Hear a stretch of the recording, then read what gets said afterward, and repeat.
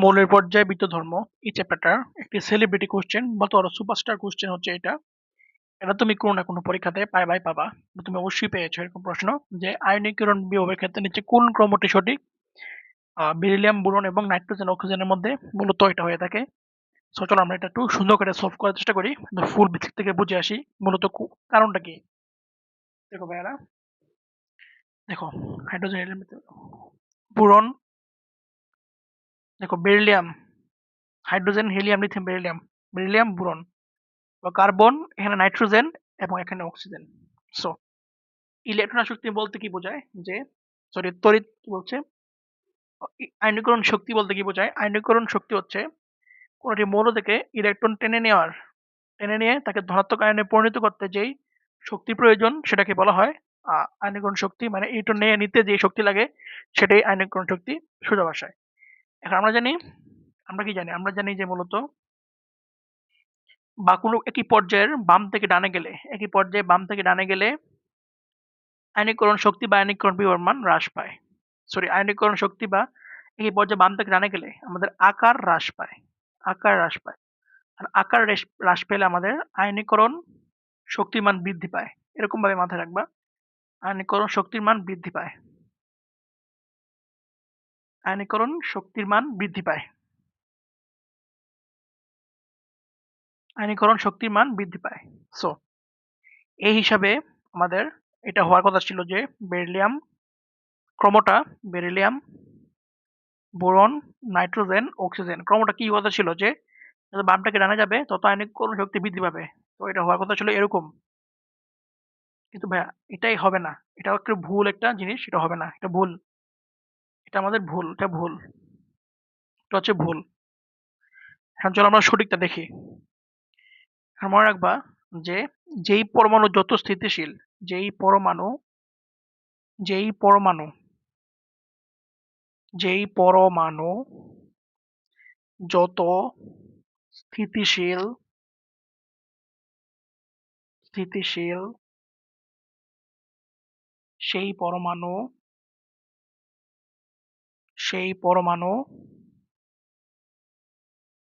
সেই পরমাণু তত সেই পরমাণুর সেই পরমাণুর আয়নীকরণ শক্তি বা আয়নীকরণ বিভব তত বেশি।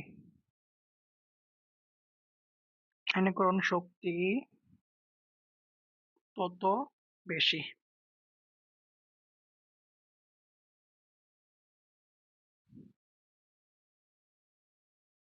তত বেশি। এখন কিভাবে স্থিতিশীলতা কিভাবে বুঝবো? স্থিতিশীলতা স্থিতিশীলতা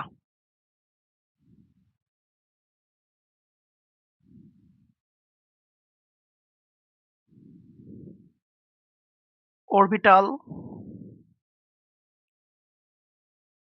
যদি পূর্ণ বা অর্ধপূর্ণ থাকে তাহলে তার পূর্ণ বা অর্ধপূর্ণ থাকে সেই পরমাণু স্থিতিশীল। সেই পরমাণু স্থিতিশীল।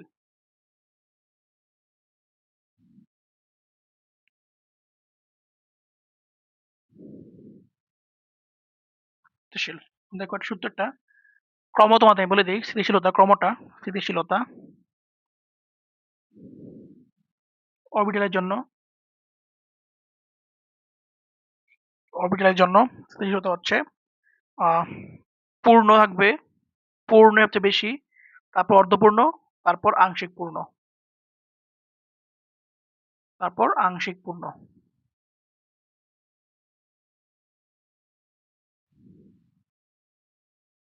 আংশিক পূর্ণ ইনশাল্লাহ এই টপিক তোমরা আর ভুল করবে না। একদম সুন্দর করে দেখা দিচ্ছি। তো আমরা এখানে বুঝতে পারলাম জিনিসটা। এখন দেখো ছোট্ট একটা এক্সাম্পল দেই। যেমন পিতে সর্বোচ্চ থাকতে পারে P6। P6 হচ্ছে পূর্ণ। P3 হচ্ছে কি অর্ধপূর্ণ। অর্ধপূর্ণ অর্ধপূর্ণ অর্ধপূর্ণ আমার করো P2 হচ্ছে আংশিক পূর্ণ। আংশিক পূর্ণ। পিতে সর্বোচ্চ থাকতে পারে, এস এ থাকতে পারে সর্বোচ্চ 2, পিতে 6, ডিতে 10। আচ্ছা সবাই জানো এটা। তো স্থিতিশীলতার ক্ষেত্রে P6 সবচেয়ে বেশি হবে, তারপর P3 হবে, তারপর P2 হবে, অথবা P1 হবে, অথবা P4 হবে। এতটুকু সবারই জানার, মোটামুটি বেসিক জানার কথা। যারা ইন্টারে উঠে গেছো পুরাই 19 এর বেসিক। এখন শেষ, তোমাদের আমি মোটামুটি যা বেসিক দেওয়া দিয়ে ফেলেছি, এখন জাস্ট আমরা প্রশ্ন জাম্প করব। এখন যে প্রশ্নটা সবসময় আসে তা হলো যে বেরিলিয়ামের আয়নীকরণ শক্তি কেন বোরন থেকে বেশি? দেখো এরকম প্রশ্ন তোমাদের শুধুমাত্র ঘতে আসে না, গতে আসে, গতেও আসে, 3 মার্কের জন্য আসে, আবার 1 মার্কের এমসিকিউর জন্য আসে। তো দেখি চলো আমরা এটা মূলত দেখে ফেলি মূল কারণটা কি, কেন বেরিলিয়ামের আয়নীকরণ শক্তি বোরন থেকে বেশি হয়ে থাকে। আরেকটা প্রশ্ন আছে কেন নাইট্রোজেনের আয়নীকরণ শক্তি অক্সিজেন থেকে বেশি হয়ে থাকে। তো আমরা আজকে দুইটা প্রশ্ন সলভ করবো। বেরিলিয়াম, হ্যাঁ বেরিলিয়াম, বেরিলিয়াম, দাঁড়াও, বেরিলিয়াম, বেরিলিয়াম হচ্ছে 4, so 1s2 2s2, sorry 4। Boron হচ্ছে আমাদের, বুরন হচ্ছে আমাদের 5, 5 না ভাইয়া? হ্যাঁ, hydrogen helium lithium beryllium boron 1s2 2s2 2p1। So দেখাই যাচ্ছে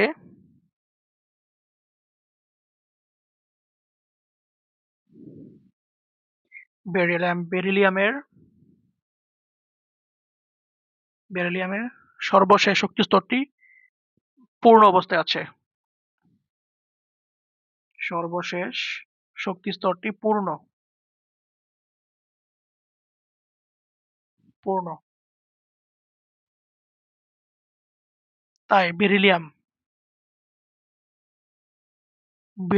বোরন অপেক্ষা বেশি স্থিতিশীল। এটা কি আংশিক পূর্ণ? বোরন অপেক্ষা বেশি স্থিতিশীল।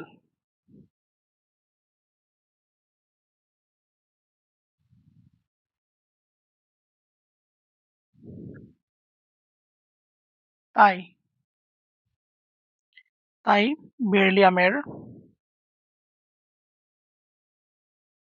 বেরিলিয়ামের আয়নীকরণ শক্তি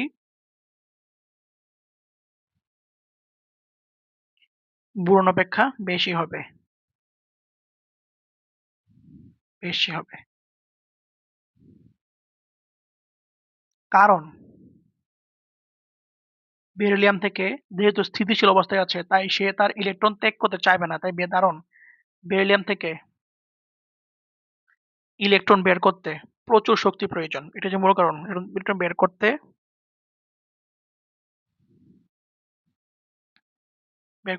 বোরন থেকে বেশি শক্তি প্রয়োজন,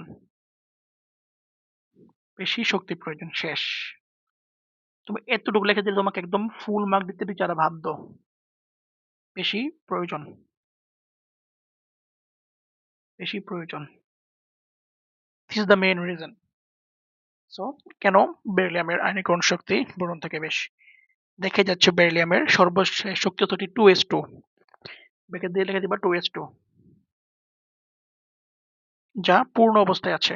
তাই বেরিলিয়াম অপেক্ষা বোরনের স্থিতিশীল, বেরিলিয়াম বোরন অপেক্ষা বেশি স্থিতিশীল। তাই বেরিলিয়ামের আয়নীকরণ শক্তি বোরন অপেক্ষা বেশি হবে, কারণ বেরিলিয়াম থেকে ইলেকট্রন বের করতে বোরন থেকে বেশি শক্তি প্রয়োজন, বেশি প্রয়োজন, বেশি শক্তি প্রয়োজন, বেশি শক্তি প্রয়োজন। এটা এই কারণেই বেরিলিয়ামের আয়নীকরণ শক্তি বোরন থেকে বেশি। ঠিক তেমনি আমরা এখন দেখবো নাইট্রোজেন আর অক্সিজেনের মধ্যে কেন নাইট্রোজেনের আয়নীকরণ শক্তি অক্সিজেন থেকে বেশি, কেন নাইট্রোজেনের আয়নীকরণ শক্তি অক্সিজেন থেকে বেশি। সো নাইট্রোজেন কত? 7, 1s2 2s2 2p3, যারা বোঝার কথা আর এখনই বুঝে গেছে। আর oxygen 8, 1s2 2s2 2p4 2p 1s2 2p4। নাইট্রোজেনের 2p3, এটা কি আংশিক পূর্ণ? আংশিক পূর্ণ, সরি সরি, এটা হচ্ছে 2p3 অর্ধপূর্ণ, P6 অর্ধপূর্ণ। আর অক্সিজেনের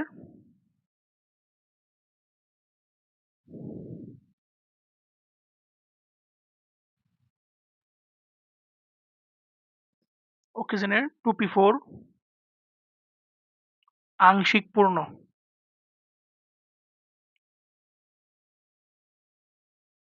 সেম এরকম ব্যাখ্যা দিবা। আমি জাস্ট এখানে সংক্ষেপে লিখতেছি। আংশিক পূর্ণ, আংশিক পূর্ণ। তাই স্থিতিশীলতা